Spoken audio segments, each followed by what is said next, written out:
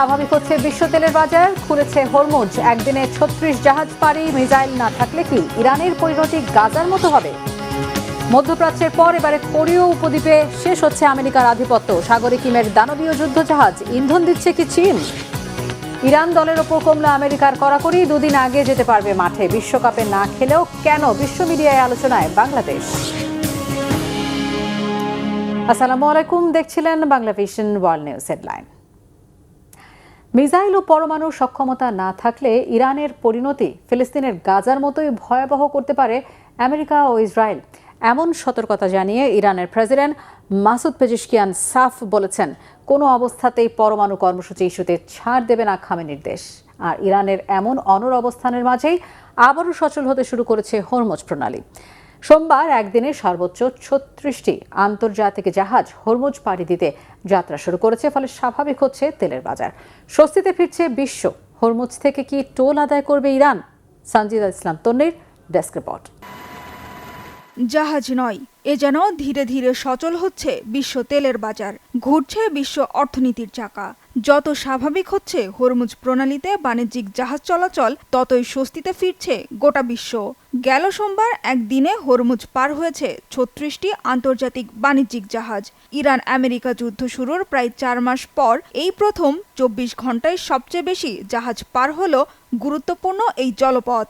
আর হরমুজে যান চলাচল স্বাভাবিক হওয়ার সাথে সাথে প্রশ্ন উঠেছে, কার নিয়ন্ত্রণে যাবে এই বাণিজ্যিক রুট? ইরানের নাকি অন্য কারো হাতে? সোমবার সুইজারল্যান্ডে যুক্তরাষ্ট্রের প্রতিনিধি দলের সাথে বৈঠকের পর 60 দিনের জন্য টোল আদায় বন্ধ সহ অন্যান্য শর্ত শিথিল করে হরমুজ পুরোপুরি খুলে দেওয়ার ঘোষণা দেয় তেহরান। জবাবে ইরানের নৌবন্দরগুলোর ওপর থেকে অবৈধ অবরোধ তুলে নেয় যুক্তরাষ্ট্রও। এরপর থেকে ধীরে ধীরে স্বাভাবিক হতে শুরু করেছে বিশ্বের অন্যতম গুরুত্বপূর্ণ এই জলপথটি। ইরান সাময়িক সময়ের জন্য হরমুজ প্রণালীতে টোল আদায় বন্ধ রাখলেও মার্কিন পররাষ্ট্রমন্ত্রী মার্কো রুবিও জানিয়েছেন, চূড়ান্ত চুক্তির পর আর কখনোই হরমুজে চলাচলকারী আন্তর্জাতিক জাহাজগুলো থেকে টোল নিতে পারবে না খামেনির দেশ। এটা একটা আন্তর্জাতিক জলপথ। কোনো দেশই আন্তর্জাতিক জলপথে টোল চাপিয়ে দিতে পারে না। এটাই আন্তর্জাতিক আইন। সারা বিশ্বের আন্তর্জাতিক জলপথগুলোতে এমনই নিয়ম এবং হরমুজেও তাই হবে। আমার মনে হয় এই অঞ্চলের সব দেশ আমাদের সাথে একমত হবে। কিন্তু ভিন্ন দাবি ইরানের। চুক্তির পরও টোল নেওয়া হবে কিনা তা নিয়ে সরাসরি কিছু না বললেও ইরানের পার্লামেন্টের স্পিকার বাগের গালিবাফ সাফ জানিয়েছেন, হরমুজ প্রণালী আর কখনোই যুদ্ধের আগের অবস্থায় ফিরবে না। আন্তর্জাতিক আইন মেনে অঞ্চলটিতে কেবল ইসলামী প্রজাতন্ত্রের শাসনই চলবে। একই সাথে বাইরের কোনো শক্তি নয়, মধ্যপ্রাচ্যের আঞ্চলিক নিরাপত্তা নিশ্চিত করবে এই অঞ্চলের দেশগুলোই। আবারও জোর দিয়ে বললেন গালিবাফ, নিজেদের নিরাপত্তা নিজেরাই নিশ্চিত করতে মধ্যপ্রাচ্যের দেশগুলোকে তাগিদও দেন তিনি। ইসলামাবাদ সমঝোতা স্মারকটি আমেরিকার পরাজয়ের প্রতীক। আমেরিকার মতো কেউ নিজের স্বার্থ অনুযায়ী আমাদের অঞ্চলের ভবিষ্যৎ নিয়ে সিদ্ধান্ত নেওয়ার আগে এই অঞ্চলের সরকার ও জনগণকেই নিজেদের ভাগ্য নির্ধারণ করতে হবে। স্থায়ী শান্তি চুক্তির জন্য 60 দিনের আলোচনা পর্বের শুরুতেই হরমুজ প্রণালীর নয়া বন্দোবস্ত নিয়ে দ্বন্দ্বের পাশাপাশি ইরানে আন্তর্জাতিক পরমাণু শক্তি সংস্থা IAEA এর পরিদর্শন ও তেহরানে পরমাণু ইস্যু নিয়েও বাকযুদ্ধে জড়িয়েছে দুই পক্ষ। মার্কিন প্রেসিডেন্ট ডোনাল্ড ট্রাম্প বারবার দাবি করে আসছেন, ইরান অনির্দিষ্টকালের জন্য তাদের পারমাণবিক স্থাপনায় আন্তর্জাতিক পরমাণু শক্তি সংস্থা IAEA কে পরিদর্শনের অনুমতি দিয়েছে। সঠিক সময়ে আন্তর্জাতিক পারমাণবিক সংস্থা ইরানের পরমাণু স্থাপনা পরিদর্শন করবে। মধ্যপ্রাচ্য সহ পুরো বিশ্বের নিরাপত্তা নিশ্চিত করতে ইরানকে পারমাণবিক অস্ত্র তৈরি করতে দেবেন না বলেও দাবি করেন ট্রাম্প। তারা মিথ্যা বলছে। বৈঠকে তারা বলেছিল তাদের পারমাণবিক স্থাপনায় শতভাগ পরিদর্শনের ব্যবস্থা আছে। ওরা পরমাণু কেন্দ্র পরিদর্শনের বিষয়ে রাজি না হলে আমি সুইজারল্যান্ডের বৈঠক বাতিল করে দিতাম। এই মুহূর্তে কোনো তাড়াহুড়া নেই। সঠিক সময়ে আন্তর্জাতিক পরমাণু সংস্থা ইরানে পারমাণবিক স্থাপনা পরিদর্শনে যাবে। তবে মার্কিন প্রেসিডেন্টের এমন দাবি অস্বীকার করেছে তেহরান।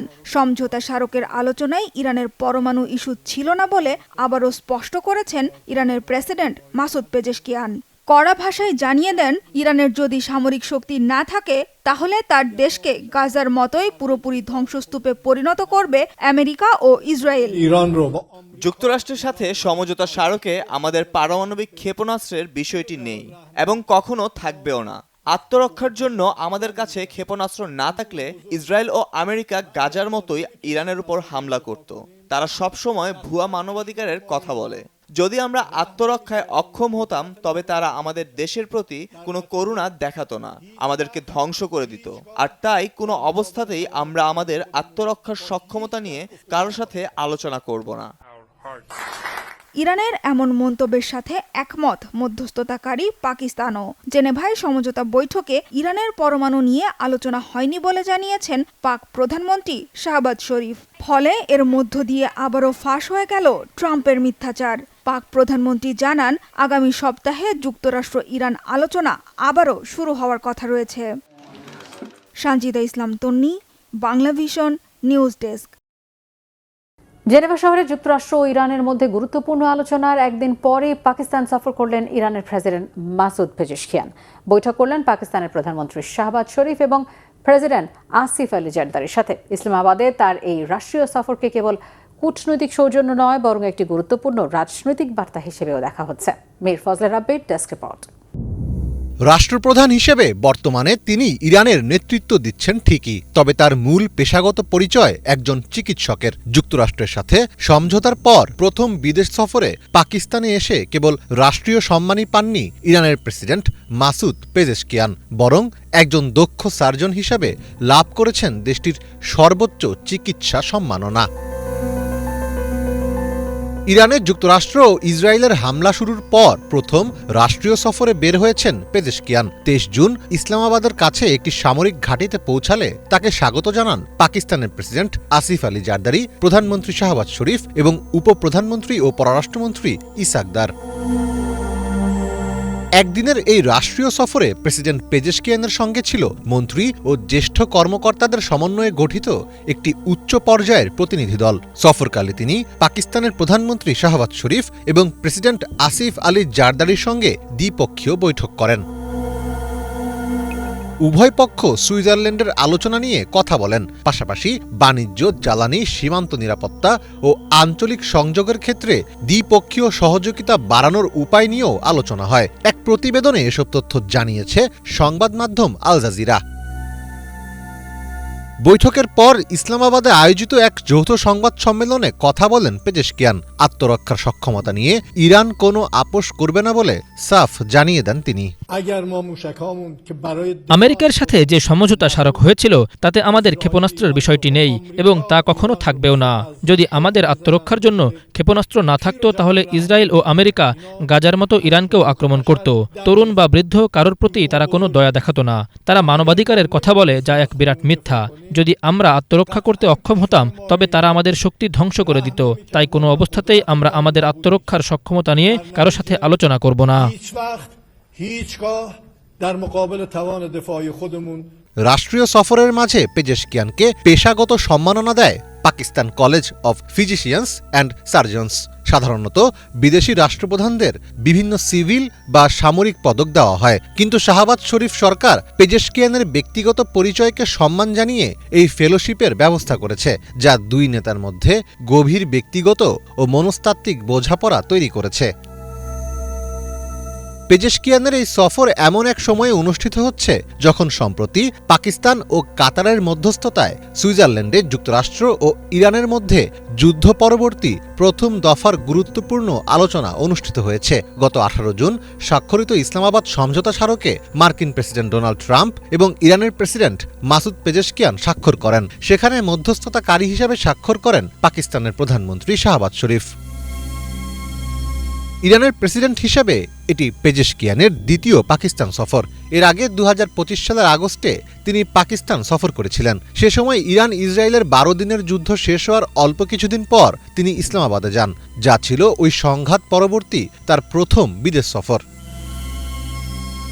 বিশ্লেষকেরা বলছেন পেজেশকিয়ানের এই সফর পাকিস্তানের কূটনৈতিক মর্যাদাকে বাড়িয়েছে। প্রকাশ্যে ইসলামাবাদকে বেছে নেওয়ার মাধ্যমে ইরান আসলে প্রমাণ করে দিল যে পাকিস্তান আর শুধু বার্তাবাহক নয়, তারা এখন এই অঞ্চলের একটি স্বীকৃত মধ্যস্থতাকারী। এই সফরের মাধ্যমে পেজেশকিয়ানও প্রমাণ করার সুযোগ পাচ্ছেন যে কূটনীতি মানেই আত্মসমর্পণ নয়। ইরান যুক্তরাষ্ট্রের চাপের মুখে সাড়া দিচ্ছে না, বরং আঞ্চলিক অংশীদারদের সঙ্গে নিয়ে নিজের সার্বভৌম অবস্থানে অনড় আছে। মীর ফজলে রাব্বি, বাংলা ভিশন। ইরানের আকাশে ভূপাতিত হওয়া যুদ্ধবিমান, আহত পাইলটের রহস্যময় সাক্ষ্য এবং জেলিফিশের মতো আকৃতিতে উড়তে থাকা ড্রোনের ঝাঁক সব মিলিয়ে নতুন এক ধাঁধার মুখোমুখি হয়েছে মার্কিন গোয়েন্দা সংস্থাগুলো। প্রশ্ন উঠছে, এই সাক্ষ্য কি সত্যি ইরানের অজানা কোনো অত্যাধুনিক সামরিক প্রযুক্তির ইঙ্গিত দিচ্ছে, নাকি তা ছিল যুদ্ধক্ষেত্রে পাইলটের কোনো বিভ্রম? সিএনএনের চাঞ্চল্যকর এক প্রতিবেদনে উঠে আসা এই ঘটনার কথায় মধ্যপ্রাচ্যের সামরিক বাস্তবতা নিয়ে দেখা দিচ্ছে নতুন সব প্রশ্ন। হিজল জুবায়েরের ডেস্ক রিপোর্টে বিস্তারিত। এপ্রিলে ইরানের আকাশে ভূপাতিত হওয়া একটি মার্কিন F-15 যুদ্ধবিমানের পাইলট জরুরি ভিত্তিতে বিমান থেকে বেরিয়ে আসার ঠিক আগ মুহূর্তে আকাশে এক রহস্যময় দৃশ্য দেখেছেন বলে দাবি করেছেন। তিনি বলেছেন, আকাশে অসংখ্য ইরানি ড্রোন এমনভাবে একত্রে চলাচল করছিল যে পুরো গঠনটিকে দেখতে অনেকটা জেলিফিশের মতো মনে হচ্ছিল। ঘটনাটির সঙ্গে পরিচিত 4টি সূত্রের বরাত দিয়ে চাঞ্চল্যকর এ তথ্য জানিয়েছে মার্কিন সংবাদ মাধ্যম CNN। প্রতিবেদনে বলা হয়েছে, উদ্ধার হওয়ার পর ওই পাইলট মার্কিন গোয়েন্দা কর্মকর্তাদের কাছে বিস্তারিত জবানবন্দি দেন। সেখানে তিনি দাবি করেন, ড্রোনগুলো একে অপরের সঙ্গে সমন্বিতভাবে এমনভাবে চলাচল করছিল যেন তারা একটি একক সত্তা।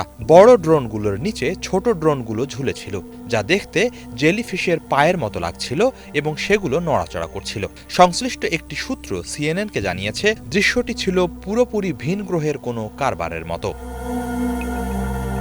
আরেকটি সূত্র জানিয়েছে, ওই পাইলট আকাশ জুড়ে ড্রোনের এক বিশাল মাইনফিল্ডের মুখোমুখি হয়েছিলেন। যদিও F-15 বিমানটি ঠিক কী কারণে ভূপাতিত হয়েছে তা এখনও তদন্তাধীন। তবে প্রাথমিক কিছু প্রতিবেদনে ধারণা করা হচ্ছে, ড্রোনগুলোর এই বিশেষ সমন্বিত গঠন মার্কিন যুদ্ধ বিমানটিকে লক্ষ্যবস্তুতে পরিণত করতে ইরানকে বিশেষ সুবিধা দিয়ে থাকতে পারে।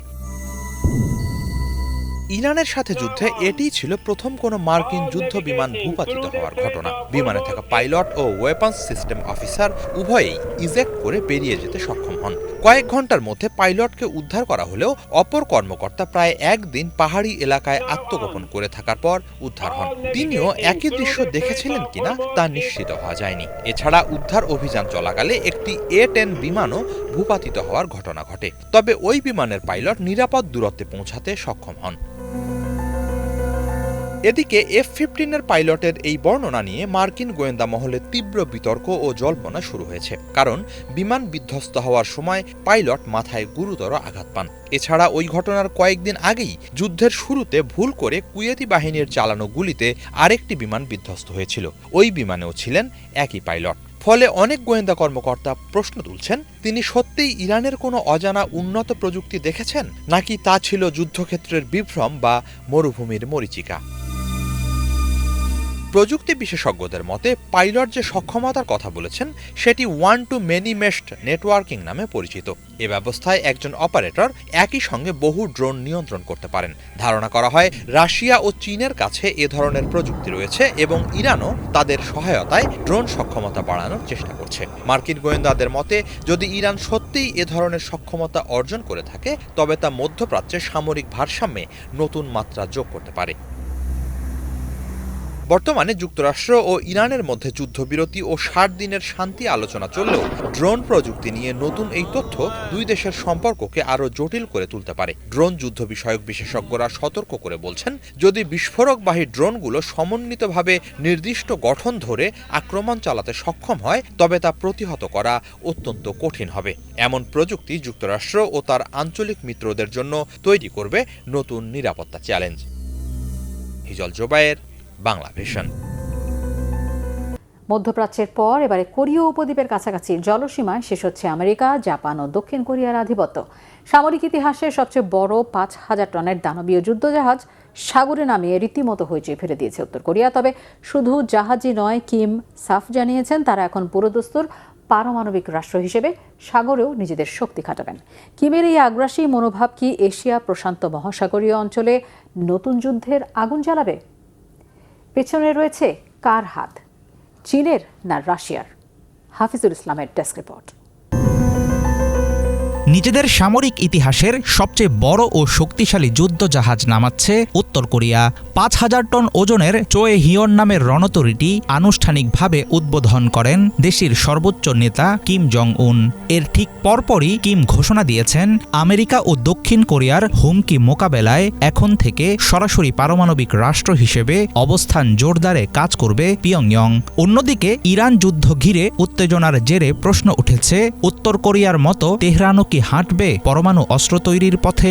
কিমের সরকারপক্ষীয় বিশ্লেষকদের দাবি, যুদ্ধজাহাজ নামানোর মধ্য দিয়ে উত্তর কোরীয় নৌবাহিনীর সামুদ্রিক দুর্বলতার দিন শেষ হতে চলেছে।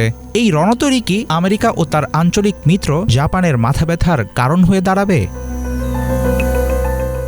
উত্তর কোরিয়ার সশস্ত্র বাহিনীর মধ্যে নৌবাহিনী ছিল সবচেয়ে দুর্বল। বিভিন্ন সময়ে এমন মনোভাব প্রকাশ করেছেন কিম জং উন নিজেই। কিন্তু নতুন এই যুদ্ধজাহাজ নৌবহরে যুক্ত হওয়ার পাশাপাশি কিমের পরমাণু শক্তি বাড়ানোর জেদ পুরোপুরি বদলে দিচ্ছে আঞ্চলিক পরিস্থিতি। সাবমেরিন বা ছোটখাটো উপকূলীয় হামলা বাদ দিয়ে উত্তর কোরিয়া এখন সরাসরি গভীর সাগরে পারমাণবিক ও দূরপাল্লার ক্ষেপণাস্ত্র নিয়ে লড়াইয়ের প্রস্তুতি নিচ্ছে। তবে কিম জং উনের পরিকল্পনা কেবল এখানেই সীমাবদ্ধ নয়। তার লক্ষ্য প্রতি বছর 2টি করে নতুন যুদ্ধজাহাজ বানানো। কিম জং উনের উচ্চাকাঙ্ক্ষা থাকলেও নৌযুদ্ধে সক্ষমতা বাড়ানোর রাস্তা উত্তর কোরিয়ার জন্য সহজ ছিল না। কারণ গত বছর তাদের আরেকটি জাহাজ উদ্বোধনের সময়ে উল্টে গিয়েছিল। কিমের দাবি, আমেরিকা তাদের উপর হামলার জন্য পারমাণবিক প্রস্তুতি বাড়াচ্ছে, আর তাই নিজেদের টিকিয়ে রাখতে উত্তর কোরিয়ার পরমাণু শক্তি বাড়ানোর কোনো বিকল্প নেই। তবে আন্তর্জাতিক সামরিক বিশেষজ্ঞরা মনে করছেন, উত্তর কোরিয়া নিজে থেকে এত দ্রুত এমন বড় যুদ্ধজাহাজ বানাতে পারার কথা নয়। ইউক্রেন যুদ্ধে রাশিয়াকে সেনা ও অস্ত্র দিয়ে সাহায্য করার বিনিময়ে পিয়ংইয়ং হয়তো পুতিনের কাছ থেকে বড় ধরনের প্রযুক্তিগত ও সামরিক সহায়তা পেয়েছে। উত্তর কোরিয়ার সামরিক ইতিহাসে ৫,০০০ টনের যুদ্ধজাহাজ গুরুত্বপূর্ণ একটি ঘটনা। কিন্তু মার্কিন ও দক্ষিণ কোরীয় বিশেষজ্ঞরা বলছেন, এই একটি জাহাজ সরাসরি যুদ্ধক্ষেত্রে খুব বেশি সময় টিকতে পারবে না। তবুও এটিকে হেলাফেলা করার সুযোগ নেই। পশ্চিমাদের এসব মন্তব্য পাত্তা দিতে নারাজ পিয়ংইয়ং। কিম জং উনের পারমাণবিক শক্তি বাড়ানোর পরিকল্পনা এবং সাগরে বিশাল যুদ্ধজাহাজের উপস্থিতি যুক্তরাষ্ট্র ও তার মিত্র জোটের জন্য সামরিক দুশ্চিন্তার বড় এক কারণ হতে পারে। যুক্তরাষ্ট্রের কঠোর চাপ ও নিষেধাজ্ঞা সত্ত্বেও পিছু না হটে এখন আরও আগ্রাসী ভূমিকায় অবতীর্ণ হয়েছে উত্তর কোরিয়া। পশ্চিমাদের কোনোরকম ছাড় দিতে নারাজ কিম জং উন, বরং পুতিন ও শি জিনপিংয়ের সমর্থনের জোর তাকে যেন বাড়তি শক্তি যোগাচ্ছে। সাম্প্রতিক এক দলীয় বৈঠকে কিম সাফ জানিয়ে দিয়েছেন, উত্তর কোরিয়া কোনো অবস্থাতেই পারমাণবিক নিরস্ত্রীকরণের পথে হাঁটবে না, বরং নিজেদের পরমাণু শক্তিধর রাষ্ট্র হিসেবেই প্রতিষ্ঠা করবে। কিমের এমন সামরিক মনোভাব কি চিরেই খুলে দেবে নতুন সংঘাতের পথ? হাফিজুল ইসলাম, বাংলাভিশন। অবশেষে আমেরিকার ক্ষোভ থেকে মুক্তি পাচ্ছে ইরানের ফুটবল দল। এখন থেকে বিশ্বকাপের বাকি ম্যাচগুলোতে খেলতে 2 দিন আগেই মেক্সিকো থেকে যুক্তরাষ্ট্রের মাটিতে যেতে পারবে টিম ইরান, করতে পারবে অনুশীলন। ইরান যুক্তরাষ্ট্র সমঝোতা চুক্তির পর টিম ইরানের ওপর আরোপ করা ভ্রমণ নিষেধাজ্ঞা শিথিল করতে বাধ্য হয়েছে ট্রাম্প প্রশাসন। এই সিদ্ধান্তে স্বস্তি জানিয়ে কি বলছে ইরান ফুটবল দল? নাহিম আহমেদের ডেস্ক রিপোর্টে বিস্তারিত। এখন থেকে শত্রুর মাঠে বসেই অনুশীলন করতে পারবে টিম ইরান। তাও খেলার 2 দিন আগ থেকেই যুক্তরাষ্ট্রে যেতে পারবে তারা। এতদিন কেবল মেক্সিকো থেকে এসে আমেরিকার মাটিতে খেলে সেদিনই আবার ফেরত যেতে হতো তাদের। ছিল না শত্রু দেশ আমেরিকাতে থাকার অনুমতি। তবে এবার সে নিষেধাজ্ঞা শিথিল করেছে খোদ ট্রাম্প প্রশাসন। ইরান আমেরিকা সমঝোতা চুক্তির পর এলো ইরান ফুটবল টিমের উপর কড়াকড়ি তুলে নেওয়ার এই সিদ্ধান্ত।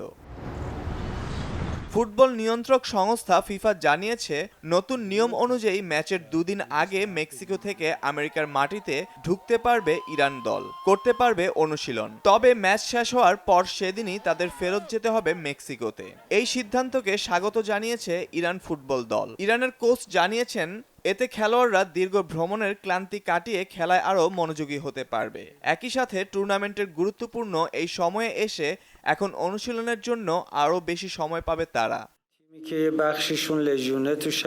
আমরা আগের 2টি ম্যাচে লস অ্যাঞ্জেলেসে এসে প্র্যাকটিস করতে মাত্র কয়েক ঘন্টা সময় পেয়েছি। যা আমাদের জন্য পর্যাপ্ত ছিল না, এবং প্র্যাকটিস শেষে ম্যাচের আগে বিশ্রাম দরকার হয়, যা আমরা নিতে পারিনি। তবে এই শিথিলতায় আমরা আগের তুলনায় কিছুটা সময় বেশি পাবো, যা দলের জন্য গুরুত্বপূর্ণ। আমরা বেশি কিছু চাই না, আমরা শুধু চাই বাকি 47টি দলের জন্য একই পদ্ধতি অনুসরণ করা হোক। আমার মনে হয় এটাই সব দলের জন্য ন্যায্য এবং আমরা খুব বেশি কিছু চাইছি না। অন্যদিকে আমার মনে হয় এটা আমাদের সংস্কৃতিরই একটা অংশ। কঠিন পরিস্থিতিতে আমরা আরো ভালো খেলি। আমার মনে হয় এই বৈষম্যই আমাদের আরো ঐক্যবদ্ধ করেছে। এর আগে ইরান আমেরিকা যুদ্ধের জেরে টিম ইরানকে নানা ভিসার জটিলতা ও কড়াকড়ির মুখে পড়তে হয়েছিল যুক্তরাষ্ট্রে ঢুকতে। এমনকি বারবার তারা আমেরিকার মাটিতে বৈষম্যের অভিযোগও তুলেছিল। তবে এত কিছু সত্ত্বেও গেল 2 ম্যাচ, প্রথমে নিউজিল্যান্ড ও পরে বেলজিয়ামের সাথে ড্র করে বিশ্বব্যাপী ব্যাপক প্রশংসা কুড়িয়েছে। বিশেষ করে দ্বিতীয় ম্যাচে বেলজিয়ামের একের পর এক আক্রমণ ঠেকিয়ে একাই মানব দেয়াল হয়ে দাঁড়িয়েছিলেন ইরানের গোলরক্ষক আলীরেজা ভেইরানবান্দ। পুরো ম্যাচে ডি ব্রুইন, লুকাকুদের 23টি গোল অ্যাটেম্পটের মধ্যে 7টিই ছিল অন টার্গেটে। সেগুলো সেভ করে রীতিমতো বীরের মর্যাদা পেয়েছেন গোলরক্ষক আলীরেজা। সামাজিক যোগাযোগ মাধ্যম ছেয়ে গেছে তার প্রশংসায়। খোদ ইরানের শীর্ষ কর্মকর্তারা তার গোল ঠেকানোর ছবি দিয়ে বলছেন, এভাবেই ইরানিরা নিজ দেশকে শত্রু থেকে রক্ষা করেছে। বিশ্রামহীন ইরান ফুটবল দল মুখে নয় কাজে প্রমাণ করছে তারা দমে যাবার পাত্র নয়, বললেন ইরানের প্রেসিডেন্ট মাসুদ পেজেশকিয়ান। আমরা সবাই এই দেশের, আমরা ইরানের। বিশ্বকাপে ইরানের ফুটবলাররা তাদের সবটুকু দিয়ে লড়ছে। তারা বিশ্বের কাছে ইরানের মাথা উঁচু করেছে। তারা সব প্রতিকূলতা দূর করে সবটুকু উজাড় করে দিয়েছেন। তাদেরকে আমি স্যালুট জানাই। তাদের জন্য সবাই ইসলামী প্রজাতন্ত্রের জাতীয় সঙ্গীত গাইছে। আমরা এখন গর্বের সাথে বলতে পারি আমরা ইরানি। যুদ্ধ জয়ের মতো ইরান দলও এখন ফুটবলের মাঠে জয় ছিনিয়ে আনবে, এমন আশা প্রতিটি ইরানি নাগরিকের। Naim Ahmed, Bangla vision news desk. এদিকে বিশ্বকাপ ফুটবলে না খেলেও এবারের আসরে বিশ্বজুড়ে তুমুল আলোচনায় বাংলাদেশ। খেলা নিয়ে নয়, বরং আর্জেন্টিনা ও ব্রাজিলের সমর্থনকে ঘিরে বাংলাদেশের ফুটবল প্রেমীদের মাঝে যে উন্মাদনা তৈরি হয়েছে তা নজর কেড়েছে দেশ ছাড়িয়ে বিশ্বের শীর্ষস্থানীয় সংবাদ মাধ্যমগুলোর। তাদের শিরোনামে ঠাঁই পেয়েছে ঢাকার পথ ঘাট থেকে শুরু করে বিভিন্ন বিশ্ববিদ্যালয় ক্যাম্পাসে চলা আর্জেন্টিনা ব্রাজিল ম্যাচগুলোতে ভক্তদের মহা উৎসব। হাজার হাজার মাইল দূরের ল্যাটিন আমেরিকান 2 দলকে ঘিরে বাংলাদেশিদের এই অবিশ্বাস্য আবেগ নিয়ে কি বলছে বিশ্ব মিডিয়া। ডেস্ক রিপোর্টে জানাচ্ছেন ইমরান মাহমুদ। ফিফা র্যাঙ্কিংয়ে তলানির দিকে থাকা বাংলাদেশ কখনোই বিশ্বকাপে খেলার যোগ্যতা অর্জন করতে পারেনি, অথচ ফুটবল বিশ্বকাপের অবিচ্ছেদ্য অংশ এখন দেশটি। আর্জেন্টিনা ও ব্রাজিলের প্রতি বাংলাদেশের মানুষের যে আকাশচুম্বী ও আবেগঘন সমর্থন, তা আজ কেবল দেশের গণ্ডির ভেতরেই সীমাবদ্ধ নেই। Reuters, New York Times, the ইন্ডিপেন্ডেন্টের মতো শীর্ষস্থানীয় আন্তর্জাতিক গণমাধ্যমগুলোর পাতায় এখন বাংলাদেশের এই ফুটবল উন্মাদনা বেশ গুরুত্বের সাথে জায়গা করে নিয়েছে। আন্তর্জাতিক পরিমণ্ডলে বাংলাদেশের এই ফুটবল ভক্তদের যেভাবে উপস্থাপন করা হচ্ছে তা এক কথায় অভাবনীয়। আন্তর্জাতিক গণমাধ্যমগুলো বাংলাদেশি ফুটবল ভক্তদের এই পাগলামিকে দেখছে এক পরম বিস্ময় হিসেবে। স্প্যানিশ সংবাদ মাধ্যম এল পাইস তাদের এক প্রতিবেদনে অত্যন্ত চমৎকারভাবে উল্লেখ করেছে যে বাংলাদেশ এমন এক দেশ যেখানে হয়তো মেসির নিজের জন্মভূমির চেয়েও বেশি আর্জেন্টিনার ভক্ত রয়েছে। অন্যদিকে তুর্কিয়া টুডে তাদের প্রতিবেদনে বাংলাদেশকে আর্জেন্টিনা ও ব্রাজিলের জন্য সবচেয়ে আবেগপ্রবণ দূরবর্তী আবাসভূমি হিসেবে আখ্যায়িত করেছে। তাদের মতে ভৌগোলিক দূরত্ব বা সাংস্কৃতিক ভিন্নতা যে ফুটবলের ভালোবাসার কাছে কোনো বাধাই নয়, বাংলাদেশ তার সবচেয়ে বড় প্রমাণ। বিশ্বকাপ চলাকালীন বাংলাদেশের প্রতিটি রাস্তাঘাট, বহুতল ভবন যেভাবে প্রিয় দলের পতাকায় রঙিন হয়ে ওঠে এবং মধ্যরাতেও যেভাবে হাজার হাজার মানুষ একসাথে খেলা দেখতে ভিড় জমায়, তা আন্তর্জাতিক সাংবাদিকদের রীতিমতো মুগ্ধ করেছে। সম্প্রতি বার্তা সংস্থা রয়টার্সের বেশ কয়েকটি প্রতিবেদনে ঢাকার এই উৎসবমুখর পরিবেশের বাস্তব চিত্র ফুটে উঠেছে। গত 20 জুন ঢাকা বিশ্ববিদ্যালয় ক্যাম্পাসে ব্রাজিলের ম্যাচ দেখার জন্য হাজার হাজার দর্শকের সমাগম ঘটেছিল। হাইতির বিরুদ্ধে ব্রাজিলের জয়ের পর পুরো ক্যাম্পাস উল্লাসে ফেটে পড়ে। সেখানে খেলা দেখতে আসা শিক্ষার্থীরা তাদের আবেগ প্রকাশ করেন। শুধু শিক্ষার্থীরাই নন, সাধারণ চা বিক্রেতা থেকে শুরু করে সাধারণ মানুষ, সবার মুখেই ছিল প্রিয় দল ও খেলোয়াড়ের কথা। একইভাবে আর্জেন্টিনার ম্যাচকে কেন্দ্র করে ঢাকা বিশ্ববিদ্যালয় এলাকায় এক উৎসবের আমেজ তৈরি হয়। অস্ট্রিয়ার বিরুদ্ধে আর্জেন্টিনার রোমাঞ্চকর ম্যাচে লিওনেল মেসি যখন জোড়া গোল করে পুরুষ ফুটবলের ইতিহাসে বিশ্বকাপের সর্বোচ্চ গোলদাতা হওয়ার গৌরব অর্জন করেন, তখন ভুভুজেলা আর উল্লাসে কেঁপে ওঠে চারপাশ। আন্তর্জাতিক গণমাধ্যমে ক্যামেরায় ধরা পড়ে শিশু থেকে শুরু করে সব বয়সীদের গালে আঁকা আর্জেন্টিনার পতাকা। দ্য ইন্ডিপেন্ডেন্ট এবং দ্য অ্যাথলেটিকের প্রতিবেদনেও উঠে এসেছে কিভাবে এই ল্যাটিন আমেরিকার ফুটবল প্রতিদ্বন্দ্বিতা বাংলাদেশে এক বন্ধুত্বপূর্ণ অথচ তীব্র উত্তেজনার জন্ম দেয়। বিশাল এই উন্মাদনা দেখে খোদ আর্জেন্টিনা বা ব্রাজিলের নাগরিকরা এবং খেলোয়াড়রা গভীরভাবে আপ্লুত। নিজেদের মাতৃভূমি থেকে হাজার মাইল দূরে অন্য একটি দেশের মানুষ তাদের জাতীয় পতাকাকে নিজেদের বুকের ভেতর ধারণ করছে। এটা যে কোনো জাতির জন্যই অত্যন্ত গর্বের ও আবেগের। সামাজিক যোগাযোগ মাধ্যম এবং আন্তর্জাতিক সংবাদে দেখা গেছে লাতিন আমেরিকার মানুষ বাংলাদেশের এই নিঃস্বার্থ ভালোবাসাকে সম্মান জানায়। ফুটবল যে কেবল একটি খেলা নয়, বরং এটি যে বিভিন্ন জাতি ও দেশের মানুষকে একটি সুতায় বেঁধে ফেলতে পারে, বাংলাদেশ তার জীবন্ত উদাহরণ। ফুটবল মাঠে না খেলেও কেবল কোটি ভক্তের নিঃস্বার্থ ও অকৃত্রিম ভালোবাসার জেরেই বাংলাদেশ আজ ফিফা বিশ্বকাপের ইতিহাসের এক অবিচ্ছেদ্য এবং অনস্বীকার্য অংশ হয়ে উঠেছে, যা বিশ্ব ফুটবলের সৌন্দর্যকে আরও বহুগুণ বাড়িয়ে দিয়েছে। ইমরান মাহমুদ, বাংলাভিশন। বাংলাদেশে পুশিন নিয়ে আবারও বিস্ফোরক মন্তব্য করলেন পশ্চিমবঙ্গের মুখ্যমন্ত্রী শুভেন্দু অধিকারী। তার দাবি অন্তত 10,000 অনুপ্রবেশকারীকে বাংলাদেশে পুশিন করা হয়েছে। অপেক্ষায় আছে প্রায় 2,000। মঙ্গলবার পশ্চিমবঙ্গের বিধানসভায় বিরোধী দলের বিভিন্ন প্রশ্নের জবাব দিতে গিয়ে বাংলাদেশ ও সীমান্তে অনুপ্রবেশ নিয়ে দীর্ঘ বক্তব্য রাখেন মুখ্যমন্ত্রী শুভেন্দু। এই অধিবেশনেই জানানো হয়েছে বর্তমানে 12টি হোল্ডিং সেন্টারে আরও 1,800 জনকে পুশব্যাকের জন্য রাখা হয়েছে। আর কয়েক মাসের মধ্যে বাংলাদেশ লাগোয়া কুচবিহার, জলপাইগুড়ি, দার্জিলিং সহ 600 কিলোমিটার সীমান্ত এলাকায় কাঁটাতারের বেড়া তৈরির কাজ শেষ হবে। মুখ্যমন্ত্রী বলেছেন, ভারত সরকারের আইন কার্যকরের ফলে অনুপ্রবেশকারীদের ধরে জেলে পাঠানোর পুরনো নীতির পরিবর্তে পুশব্যাক করতে সীমান্তরক্ষী বাহিনী বিএসএফের হাতে তুলে দেওয়া হচ্ছে। হুঁশিয়ার করে তিনি বলেছেন, যারা নাগরিকত্ব সংশোধন আইনের আওতায় আসেনি, অবৈধভাবে ঢুকেছে, তাদের কাউকে রাখা হবে না। বন্ধ হবে তাদের খাদ্য আর চিকিৎসা পাওয়ার সুযোগ। এই ছিল আজকের মতো। সাথে থাকায় ধন্যবাদ।